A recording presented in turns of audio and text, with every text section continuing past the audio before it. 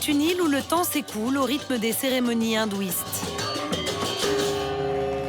Une exception dans le pays musulman le plus peuplé au monde.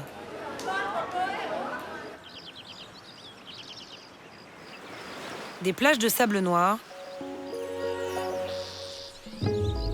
des rizières à perte de vue, des montagnes perdues dans la brume. Bali est l'une des 17 000 îles que compte l'Indonésie. À peine plus grande que le département du Nord, elle a accueilli plus de 2 millions de visiteurs l'an dernier, 2 fois plus qu'il y a 10 ans. Concentré dans le sud de l'île, le tourisme est devenu une manne pour les Balinais et plus encore pour les expatriés qui misent sur la restauration ou l'immobilier. Un développement fulgurant mais anarchique qui menace l'avenir de l'île. Les rizières disparaissent peu à peu au profit d'hôtels cossus et de villas de luxe. Les décharges à ciel ouvert grossissent à vue d'œil. La pollution empoisonne les rivières et l'eau potable commence à manquer. Bali, un paradis, mais jusqu'à quand ?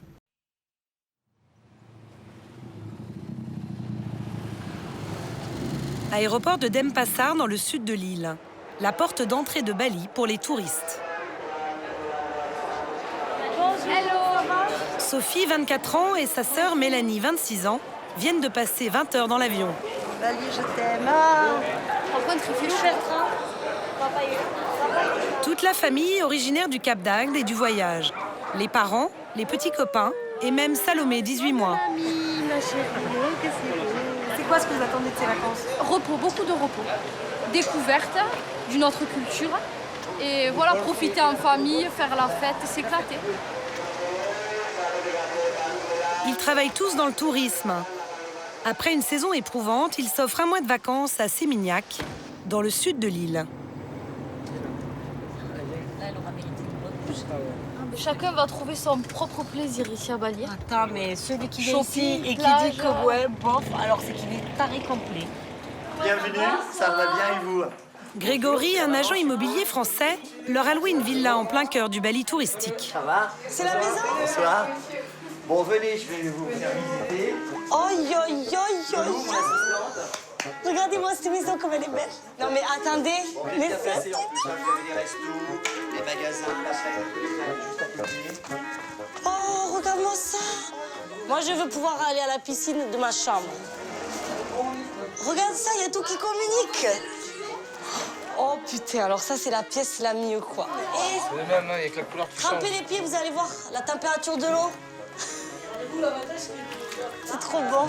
Ah non, mais j'ai... Oh purée, alors là, je suis trop contente. Hein. Oh, quel bonheur. On s'attendait pas à aussi beau, en fait. Et ça vous coûte combien un mois de location? Je crois que c'est 18 € par jour, par personne.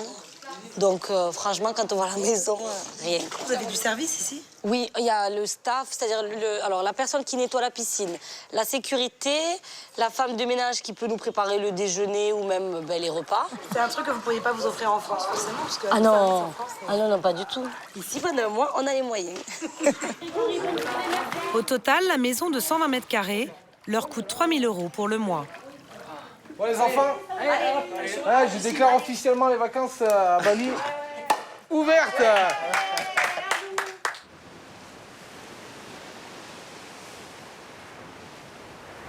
Pour leur première journée de vacances, Sophie et sa famille ont choisi la plage de Nusa Dua, l'une des rares étendues de sable blanc de cette île volcanique.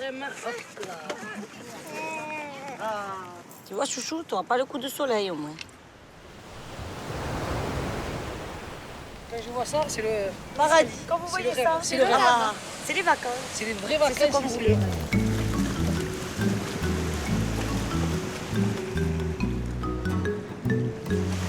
Un soleil au zénith, une eau translucide et une plage quasi déserte, l'endroit idéal pour buller. On y trouve même un service à la carte, digne des plages chics de la Côte d'Azur.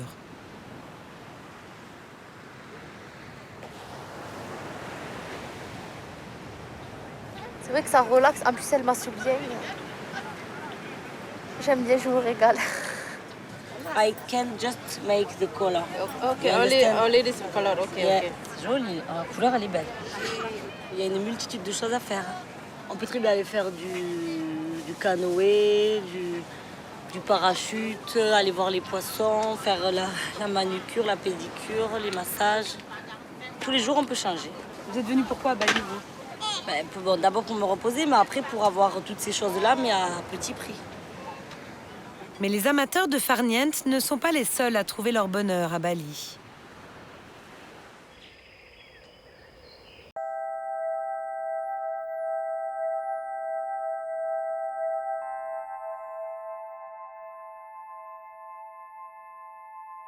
Seulement 2 heures de route du sud touristique, un autre visage de Bali.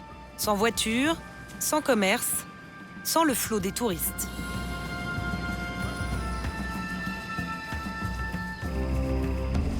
Un dépaysement total qui se savoure les pieds dans l'eau.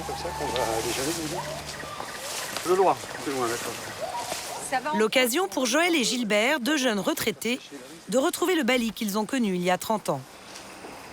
Bonjour. Hier, ils ont récolté le riz. Le premier jour où ils font chercher, normalement, on met 2-3 jours, ça dépend du soleil. Le sud, bon, ça a énormément changé. Moi, j'étais allée à Kuta, c'était un village de pêcheurs. On dormait chez l'habitant.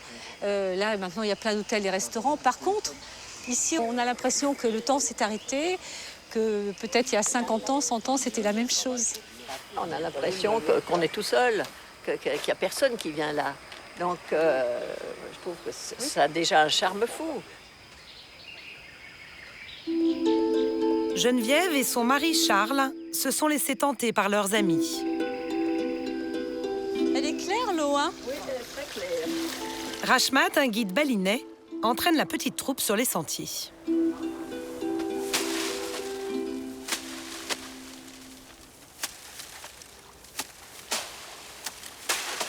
Ça, c'est l'écorce, ça, c'est les grains de riz. C'est l'écorce utilisée normalement pour faire la nourriture pour les animaux. Les animaux, oui. Voilà. Sinon, pour fertiliser la terre. Oui. Principale richesse de Bali, le riz se récolte encore à l'ancienne.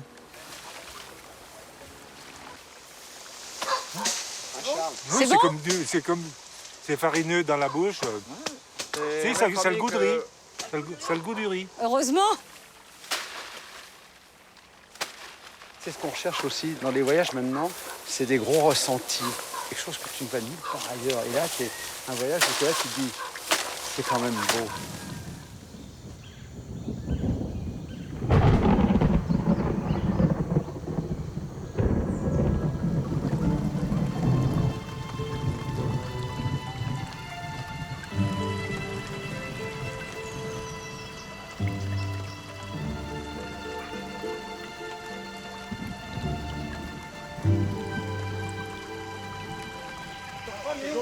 Une promenade en pleine nature, l'assurance de faire des rencontres.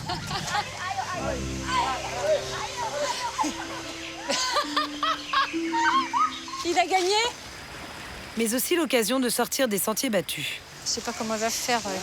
Un parfum d'aventure. Mon Dieu. Enfin, Charles, le roulé-boulet, c'est sa spécialité. Hein. Il n'est pas encore tombé le derrière dans l'eau. C'est ce que vous vouliez, de l'authenticité? La séance émotion. C'est sûr qu'on va s'en souvenir. On ne peut pas oublier ça, c'est des souvenirs impérissables. Il y a 50 ans, 2 Balinais sur 3 travaillaient dans les rizières. Aujourd'hui, il n'y en a plus qu'1 sur 2. Là, c'est une famille qui plante là. Ouais, c'est la famille paysanne, ils sont en train de rétiquer le riz. Ouais. C'est quand même dur parce qu'il faut baisser le corps avec les pieds nus. C'est pourquoi parmi eux, ils ont rhumatisme. Avec le développement du tourisme, 800 hectares de rizières disparaissent chaque année. Même ce coin reculé n'est pas épargné. Cette famille de paysans résiste à la tentation de vendre son terrain à des promoteurs étrangers. Ceux qui vendent leurs terres dans le sud de l'île, ces paysans-là, ils gagnent beaucoup d'argent. Mais ils ne gagnent qu'une seule fois. Après, ils n'ont plus rien, car leur terre est déjà vendue. C'est la difficulté des paysans. Si on vend tout, on n'aura plus rien à manger. Ils tiennent bon. Mais vont-ils résister longtemps? Les sites préservés se raréfient, en particulier dans le sud de l'île. Autour de Denpasar, la capitale, se concentrent plus d'1 million d'habitants. Ici, en 10 ans à peine, le paysage a radicalement changé. Les scooters ont remplacé les charrettes. Les constructions neuves pullulent. Un boom immobilier qui permet à certains promoteurs occidentaux de s'offrir une reconversion au soleil. Ah, c'est un Français qui construit ici aussi, là. C'est le cas de Philippe, 56 ans, l'un des derniers Français installés à Bali. Son concept, la villa à moins de 100 000 €. Là, ici, il y a un petit terrain de 5 arts à vendre. 30 000 € également, près de la route. Moi qui étais dans l'immobilier en France, je m'aperçois quand même qu'ici, les prix commencent à monter. Tous les ans, ça prend 30% tous les ans. Donc, où cela va-t-il s'arrêter? C'est un peu la question, quoi. Comme chaque matin, il fait le tour de ses chantiers. Ah, pas Kabar. Kabar Baïk. Philippe a lancé son activité il y a 8 mois. Ses clients sont exclusivement français. À ce jour, il a déjà vendu une dizaine de villas comme celle-ci. Là, on est en train de construire un mur d'eau à la cliente. Donc, de l'autre côté, l'eau ruissellera sur ce mur et ça fera un aspect zen que les clients aiment beaucoup. Hein. Donc là, charpente, grosse charpente bois, bien sûr. Les toits vont descendre très, très bas. On va installer la paille de riz, donc la langue à langue, que vous voyez ici, hein, sur une très, très grande densité au mètre carré, ce qui fait que l'eau ne pénètre pas. Cette maison de 140 mètres carrés comptera 3 chambres avec chacune salle de bain et climatisation. Le tout pour 85 000 €. La dame a payé son terrain 20 000 €, ça fait 8 et 2, 10, ça fait 105 000 €. 105 000 € pour une maison comme ça, sur un terrain comme ça, entièrement clôturé, engazonné, arboré, permis de construire, piscine à débordement, un gazebo, le garage sera là-bas, portail fermant. J'ai pensé que c'était un prix honnête. Il faut dire que la main-d'œuvre est bon marché. Les ouvriers gagnent 80 € par mois, le salaire minimum en Indonésie. Le temps du chantier, ils dorment sur place, dans des abris de fortune. Pour se laver ou pour manger, c'est dehors que ça se passe.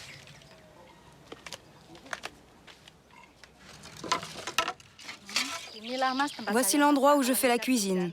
S'il pleut, je suis mouillée. Et s'il fait beau, c'est mieux. Pourquoi vous vivez ici? Je viens de loin, d'une autre île d'Indonésie. Je suis venue ici pour gagner un peu plus d'argent. Je n'ai pas de moto pour me déplacer, pour aller d'un chantier à un autre. Donc, c'est mieux si on reste sur place avec mon mari. Les ouvriers travaillent 6 jours sur 7. C'est la règle en Indonésie. À ce rythme, la maison sera prête dans 2 mois. Hello. Salut les amis. On va voir le terrain? Un peu plus tard, Philippe retrouve ce couple de restaurateurs du sud de la France. Il y a 6 mois, ils ont acheté un terrain sans même l'avoir vu. Donc voilà le terrain. Hein, Henri et Anita vont y construire une maison pour les vacances, mais aussi pour leurs vieux jours. Je vous ai préparé un projet. Donc cette villa fait 300 mètres carrés. Donc une belle villa, 4 chambres, c'était votre cahier des charges. Un salon séjour, cuisine en bas. Et la piscine sera creusée dans les cactus ici, telle que vous la voyez là. Hein. Piscine à débordement. Piscine à débordement, oui. Et on essaiera de vous mettre une belle statue de Bouddha au bout, là, pour que vous puissiez avoir la zénitude, hein, une petite peu de pierre de lave, peut-être de la belle pierre noire, pour que vous puissiez avoir retrouver les matériaux balinais. Hein. Le couple n'a pas choisi une maison traditionnelle, mais une villa d'architecte aux lignes épurées. Tout est possible à Bali. Il n'y a pas du tout de règles particulières. C'est vraiment, aujourd'hui, on est libre de faire quasiment ce qu'on veut. La seule règle d'urbanisme est assez floue. La maison ne doit pas dépasser la hauteur d'un cocotier. C'est une maison, en France, elle vaudrait 2 millions d'euros, alors qu'ici, c'est 200 000 €, même pas. 130 000. 130 000 €. Avec le terrain, avec le terrain, oui. C'est abordable, c'est un rêve qui est réalisable. Ici, il n'y a pas d'impôts locaux, c'est tout petit. Il n'y a pas d'impôts fonciers, tout petit. Il y a la femme de ménage, il y a le cuisinier, il y a le jardinier. Il y a tout le staff. Alors quand j'aurai ma petite retraite, on va dire petite retraite, je pourrai vivre bien.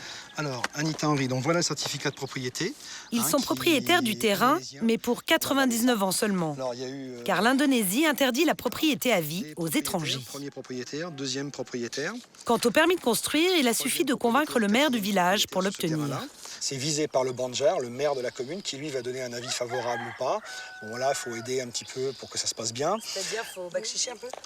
Backchiche, c'est pas le mot, c'est un coup de main pour sa commune, quoi, en fin de compte. C'est comme un petit impôt. Voilà, c'est entre 1000 et 1500 €.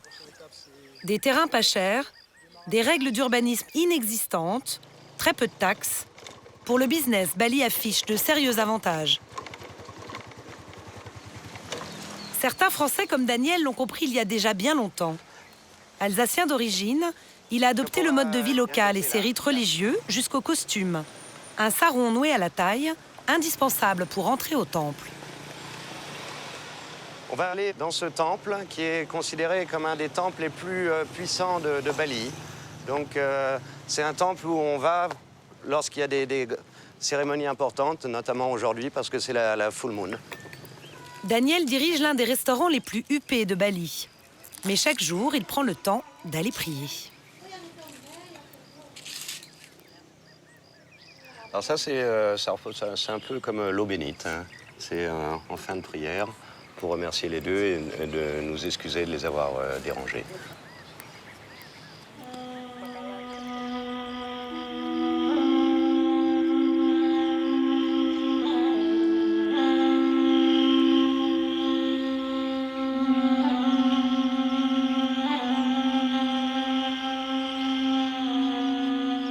Je me sens un nouvel homme, comme à chaque fois que je viens prier dans les temples. Hein, j'ai l'impression de renaître. C'est vraiment un bain de jouvence, c'est très agréable, c'est un bon feeling.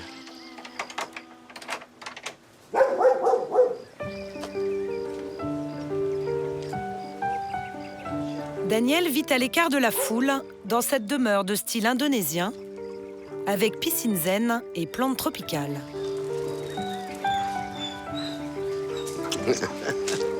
So, how's your day? Good? Yeah? Avant d'attaquer la soirée dans son restaurant, il se régénère chez lui, auprès de sa femme balinaise, Candy. C'est tous les avantages d'une vie sans stress, sans complainte. C'est vraiment un autre style de vie par rapport à nos vies passées dans les grandes villes où on sent cette liberté qui existe à Bali, qui n'existe probablement plus dans nos vies. Makasih. Apa kabar? Maximal security tonight, hein? Oh, yeah. Hein? Good evening. Il y a 17 ans, Daniel a investi à Sémignac dans ce restaurant chic, devenu un incontournable de la nuit balinaise. So as the situation for tonight, huh? For tonight, we are already fully booked? Yeah. Good. Okay. Extra guests want to come, they are welcome. We're not going to use the garden tonight, huh? Right. Because for sure it's going to rain in 1 or 2 hours. Huh?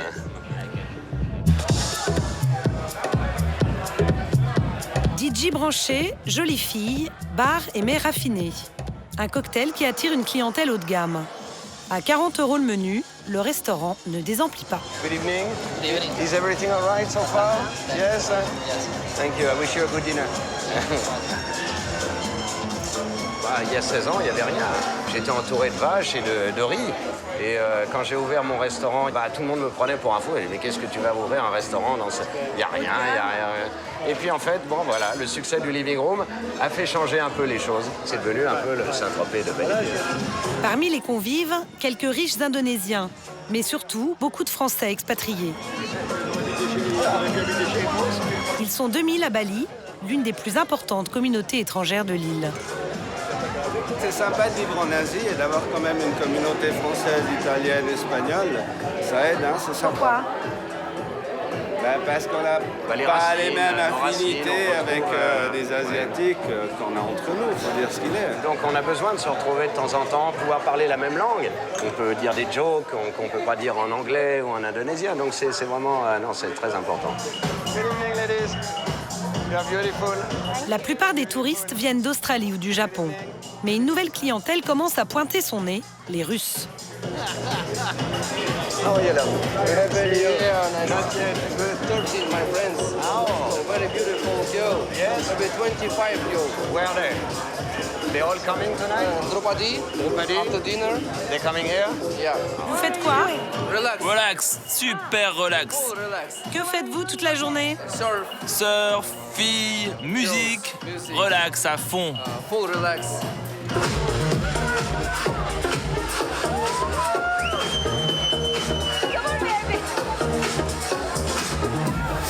La nuit, le sud de Bali est devenu aussi à la mode qu'Ibiza, Marrakech ou Miami.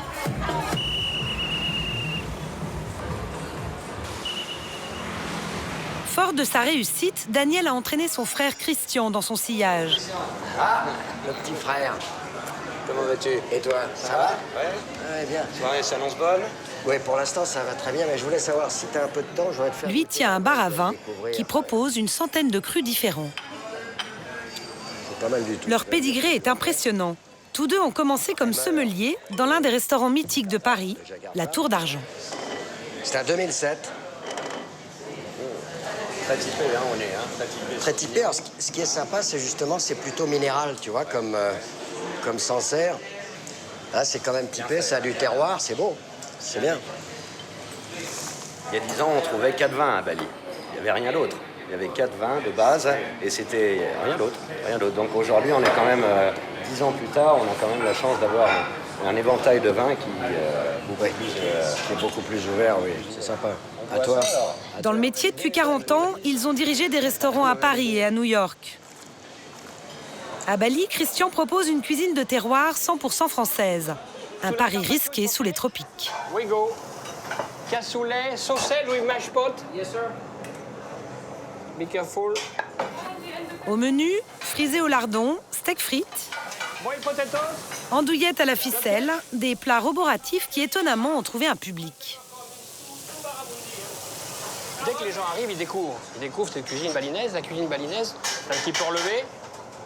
Donc, si vous voulez, au bout de quelques jours, la saucisse purée, ben, ça fait un bon complément. Ouverte il y a 2 ans, cette brasserie typiquement parisienne attire Français, Australiens ou Américains venus savourer un cassoulet à la toulousaine. C'est votre premier cassoulet? Non, j'en ai déjà mangé à San Francisco, à New York, à Paris. Mais c'est la première fois en Indonésie. C'est un petit bistrot, très Paris, la musique, jazzy, la nourriture, le champagne, le vin. C'est comme marcher sur les Champs-Élysées et y dîner. C'est un endroit très français. Si la plupart des Français installés à Bali vivent à l'occidental, quelques-uns font un choix plus audacieux.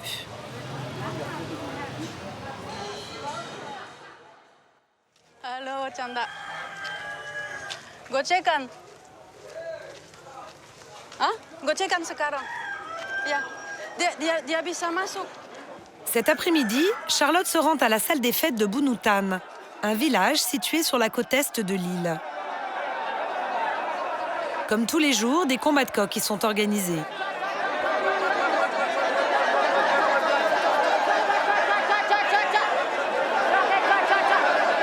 Du jeune au vieux, du pauvre au riche notable, tout le monde assiste au spectacle.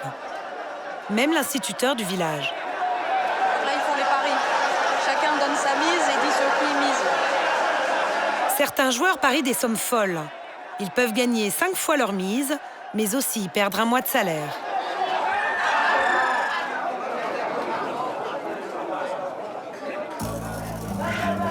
Pour que la lutte à mort se déroule rapidement, une lame est fixée sur la patte arrière du coq.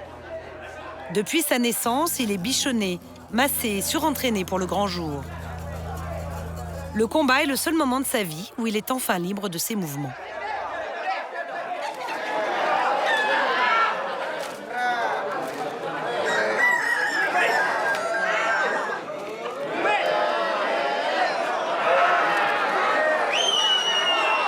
En principe, ces combats ne sont autorisés que lors de cérémonies exceptionnelles qui impliquent des sacrifices d'animaux.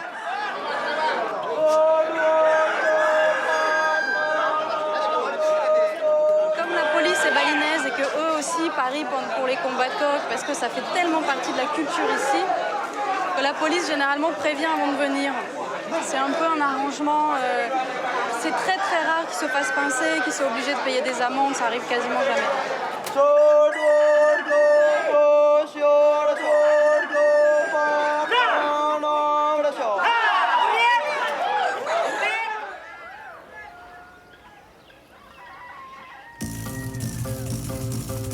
Venue en vacances dans la région, Charlotte a décidé de vivre dans ce village il y a 1 an.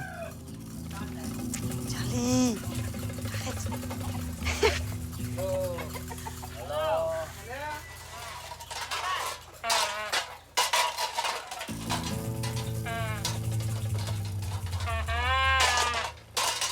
À 26 ans, Charlotte habite avec cette famille de pêcheurs. Elle souhaite les aider à préserver leur mode de vie à l'ancienne. C'est quoi ça? Ça sont les légumes. C'est bon? Oui, c'est bon. Cuisiner avec des épices, c'est bon. Des feuilles en guise de légumes. Ici, la pauvreté est une réalité. Mais Charlotte a décidé de partager entièrement le quotidien de cette famille. Ils vivent ensemble, toutes générations confondues. Chacun vaque à ses occupations, sans se soucier du temps qui passe.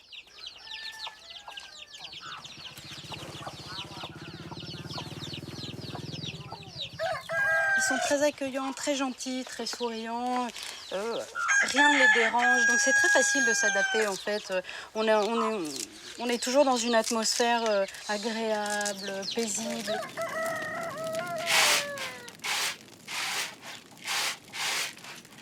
L'inconvénient principal ici, c'est qu'ils ne connaissent pas l'intimité. Et de temps en temps, nous les Blancs, on est tellement habitués à avoir notre intimité qu'on est un peu gênés parfois. Mais bon, on s'y fait.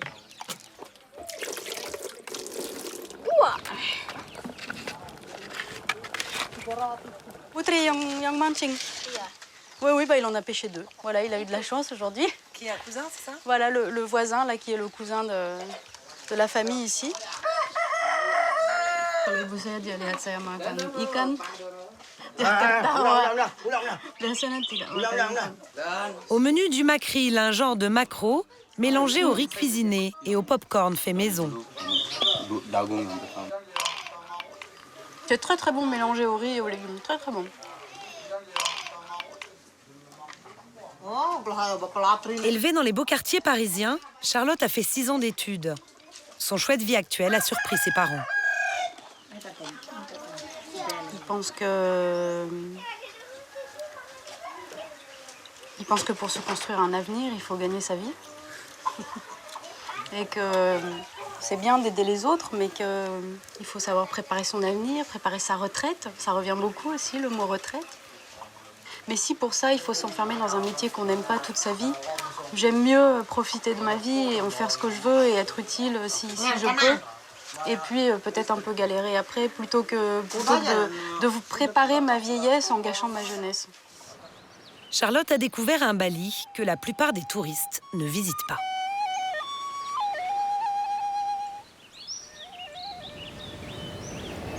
Ils préfèrent la plage de Kuta. Berceau du tourisme dès les années 30, elle reste le fief de milliers de visiteurs étrangers qui l'arpentent chaque année. Le petit village de pêcheurs d'antan s'est transformé en une ville commerçante, toujours en ébullition. Wow, c'est vraiment beau quand même. Regarde, c'est ça les bus qui te prennent comme ça? Après une semaine de vacances, Sophie et Mélanie multiplient les séances shopping. Elles arpentent au pas de course les 7 km de boutiques qui séparent Kuta de Sémignac. Mathieu et la petite Salomé suivent comme ils peuvent. L'objectif des filles est clair, acheter tout ce qui leur plaît, mais pas cher. Oh purée, là, regarde les chaussures. Oh, pour la petite, les combi shorts. Comment il sait que je m'appelle comme ça? T'as entendu? Ils m'appelaient par mon prénom. Ils me reconnaissent. Ah, ça me plaît.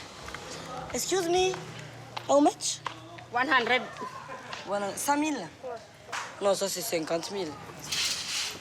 Regarde, c'est trop beau. Moi j'aime bien pour rester ici à la plage et tout. On en prend 2. Yes, but I have already. 50, it's okay for you? Ok. Tu vois, ça n'a pas été dur. Elle a dit oui de suite. Ça, c'est une bonne affaire pour le coup? 3,80 €, je crois. Oui. Tout le temps comme ça, le shopping avec les filles, hein? Tout le temps, ça change pas. C'est un fou, hein? C'est des faux, là. Elle virevolte d'une boutique à l'autre, sans oublier de gâter aussi la fille de Mélanie. Prends-le, je te dis, il faut le prendre. C'est quel prix, là, Mélanie? C'est quel prix? 25 000 roupies. Non. Non? 190. Ah, bon, écoute, prends-lui, c'est joli parce qu'il y a des petits brillants, c'est pour ça. Ça fait 190. 130 000, c'est 10 €, tu vas le payer. Dans les 12 €, 13 €. Un peu plus, mais on va le négocier. Sophie et Mélanie osent tout, même marchander dans une boutique de marque. Combien ça nous fait? And you make a little price for French people? Ah, non. Attends, combien elle dit? 232 000? Dis-lui 220. 220. 220. Please, a little price. No, I'm sorry. It's fixed price, really. Celui-là, il est beau, du magasin. Hello. Au final, elles ont dépensé chacune moins de 40 €. Les courses à Bali reviennent 2 fois moins cher qu'en France. J'ai soif, on va aller boire un coup, hein? La plupart des Balinais, eux, ne peuvent pas se permettre de fréquenter ces boutiques. En moyenne, ils touchent 150 € par mois. Des salaires modiques qui font les affaires de Jacques, un Français devenu le plus gros industriel de l'île.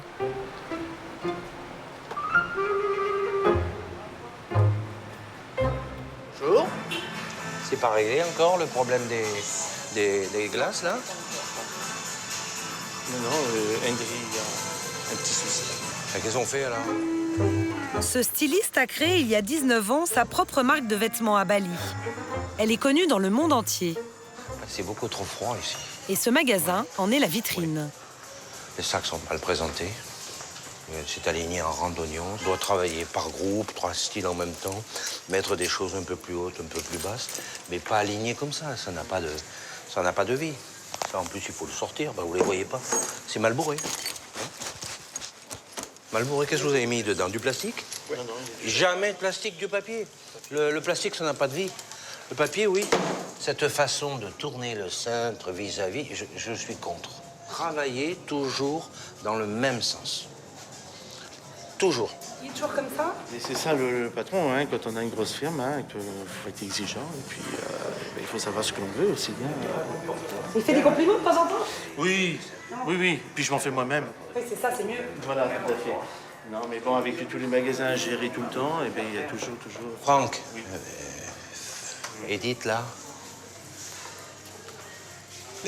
Là. Là, la tâche, là.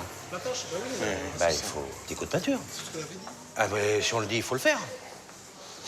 Vous n'avez fait que des critiques, hein? Oh, je suis là pour ça. Ce qui va bien, il n'y a pas besoin de l'arranger, hein? Présente dans 75 pays à travers le monde, sa marque a réalisé un chiffre d'affaires de 40 millions d'euros l'an dernier. Déjà, j'entends pas la musique. Allez, on y va? Aujourd'hui, Jacques emploie 3500 personnes sur l'île. C'est le premier employeur de Bali. Le bénéfice est 4 fois plus important que si son usine était basée en France. Car ici, les coûts de production sont bien plus bas. Un SMIC à 80 € par mois, des charges patronales 5 fois moins lourdes qu'en France et des frais de fonctionnement ridicules.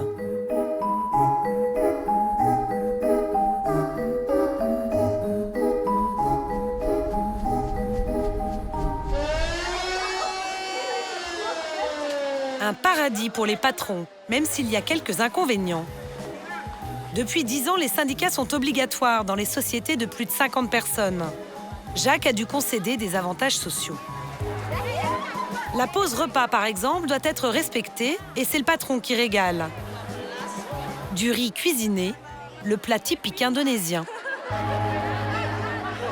Nhưng mà dari Ibu makanannya enak nggak sih? Lu yang mana? Lu yang makan? Jadi gitu, kayak makanannya.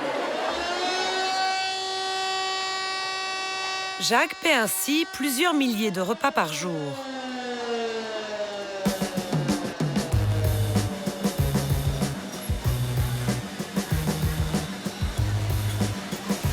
Le patron français a aussi dû se résoudre à prendre en compte les us et coutumes de ses ouvriers indonésiens. Ce sont tous des familles nombreuses, donc il y a toujours un enterrement, on s'absente pour ça. Quand il y a quelqu'un de malade, toute la famille va se rendre à l'hôpital pour aller le voir. Alors on arrête de travailler pour ça. C'est qu'on a du mal à réguler, ce sont les arrêts pour les prières qui sont pris sur le temps de travail, qui normalement devraient être pris sur les temps de repos. Bon, ce sont des inconvénients bénins par rapport à ceux qu'on rencontre en France. On gère différemment. Autre concession, Jacques paie une assurance maladie à tous ses salariés, car à Bali, la sécurité sociale n'existe pas. Un geste pas totalement désintéressé. Ça, c'est la clinique.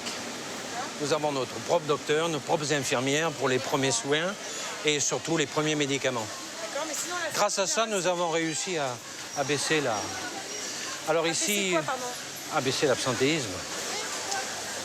Ah, oui, Jimmy. Yes. Collection. Yes, collection. Ici, to me, 87% finish. But I see the collection. No, this already for finish. Pour Jacques, le progrès social sert aussi à augmenter les performances de ses ouvriers. Cannot. The guide. Yeah, cannot. Because Mais si we make last time the guide, cannot. impossible is not French. Yesterday I already Hier, nous avons fabriqué 2000 pièces. 1,000 pieces one day. Mais demain, il faut en faire beaucoup plus. Et chaque jour, je dois trouver les moyens d'accroître la production. Il n'y a jamais de grève ici. J'en ai une.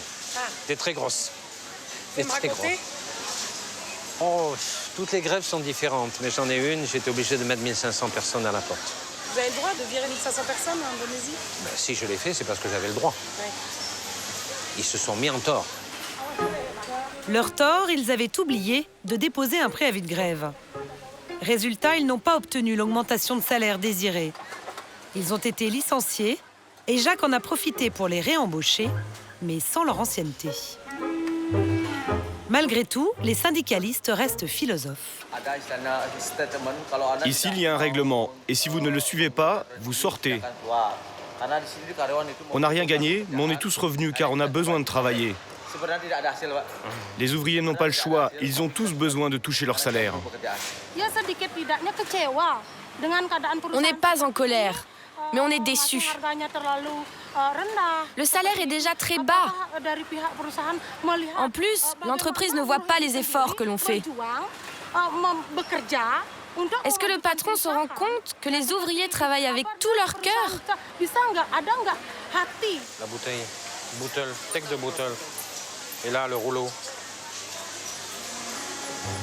Depuis, l'usine n'a pas connu de nouvelle grève. Mais Jacques a pris ses précautions.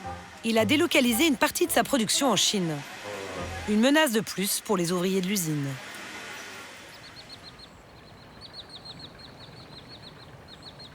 Bali fait encore rêver les hommes d'affaires occidentaux. Sa nature luxuriante et ses hôtels de luxe attirent toujours plus de touristes. Mais pour combien de temps? Yuyun Ismawati tire la sonnette d'alarme. Écologiste engagée, elle fait un constat dramatique sur l'avenir de l'île. Bali meurt. Nous n'avons pas assez d'eau, plus d'électricité. Nous avons utilisé presque toutes nos ressources en eau. Si on n'arrête pas tout le développement, si on n'arrête pas d'accueillir toujours plus de touristes, alors il sera trop tard. Je suis vraiment pessimiste.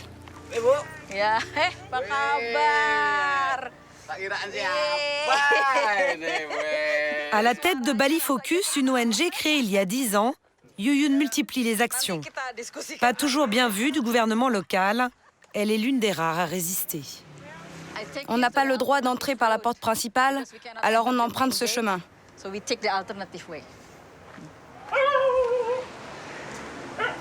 Ce que les autorités préfèrent cacher à cette militante, c'est cette décharge. 25 hectares de détritus à ciel ouvert.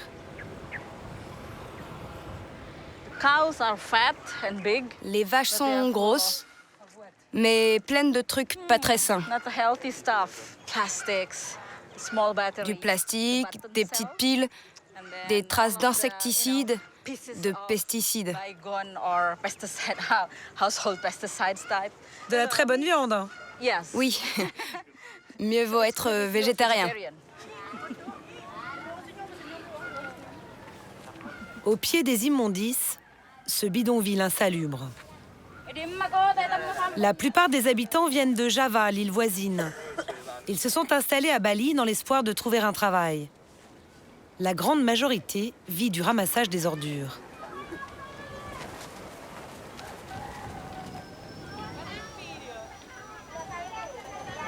Ce sont des bifins. Ils collectent les sacs plastiques de la décharge.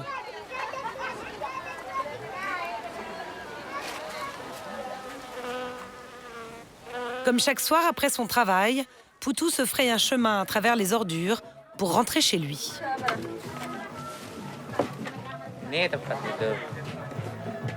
Les monceaux de déchets se trouvent juste derrière ces murs en bambou. Et il y fait une chaleur écrasante.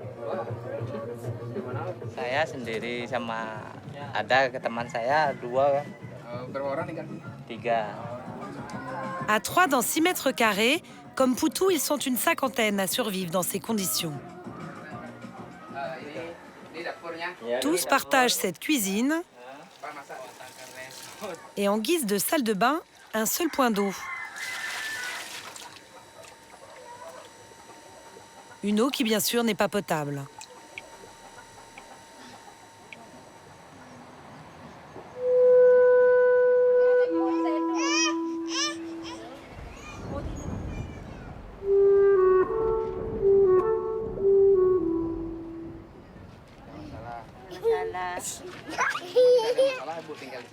Bau ya masalah, kok bau ya ada. Bau satpam. Tidak pernah ada masalah, pokoknya sakit. Ya ini sakit ini. Ini masalah sakit. Pak ini sakit gitu. Iya, iya mesti.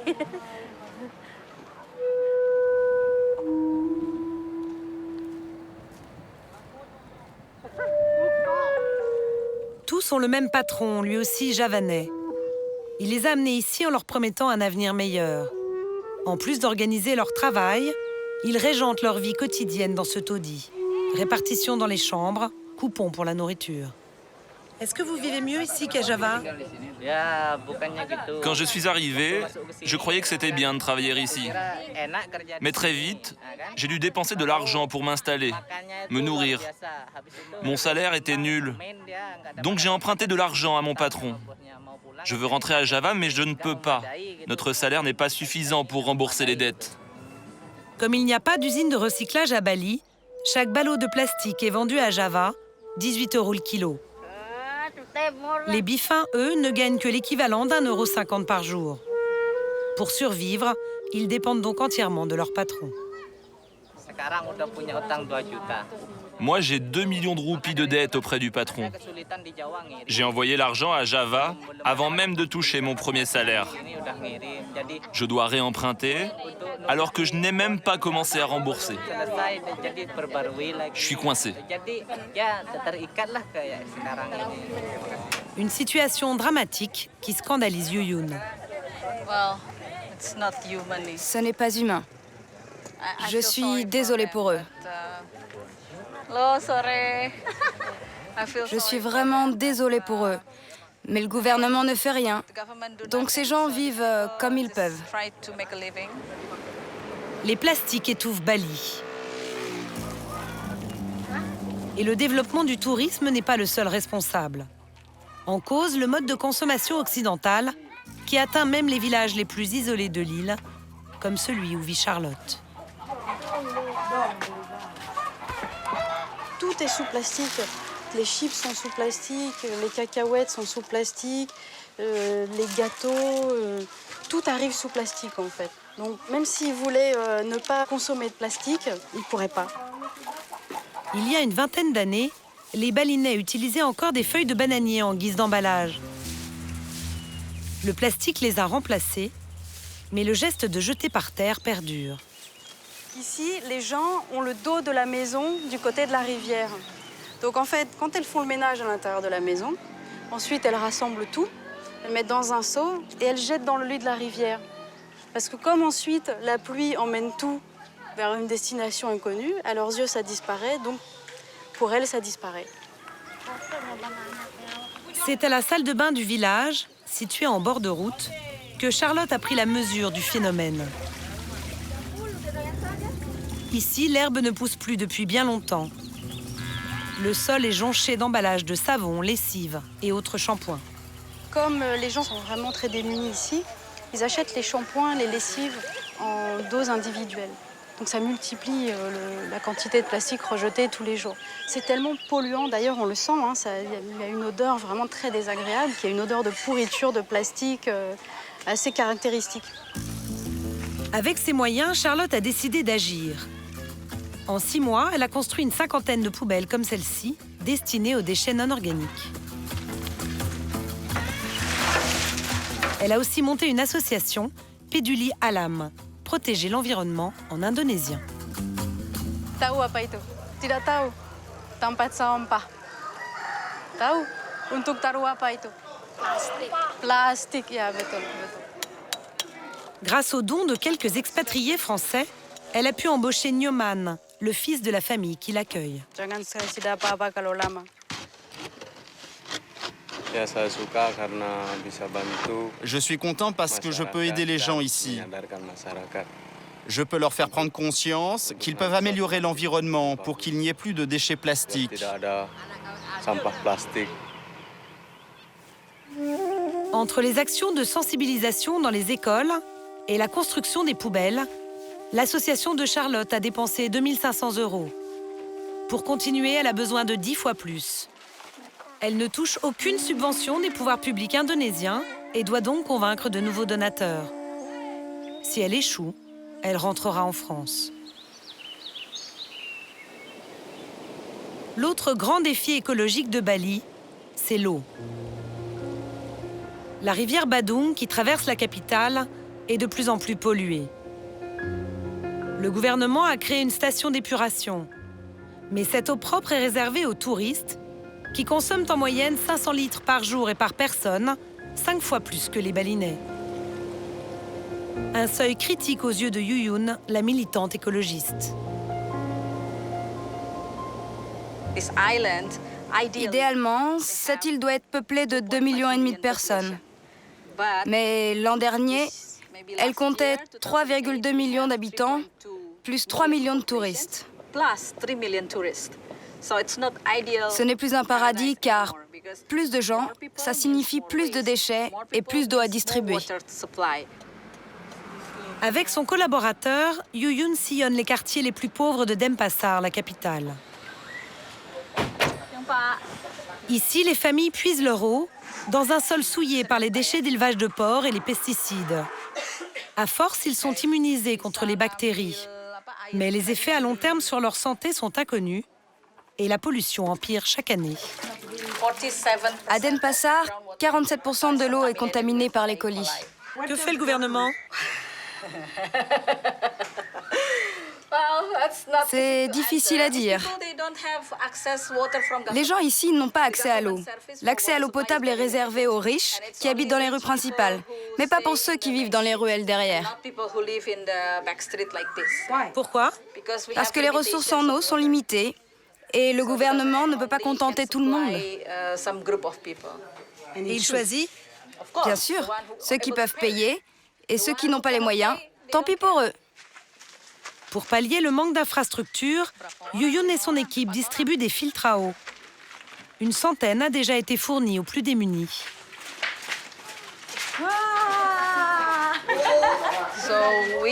On distribue cela pour qu'ils aient de l'eau potable chez eux. Un système biologique très simple et très bon marché. Il peut durer des années et ne coûte que 30 €.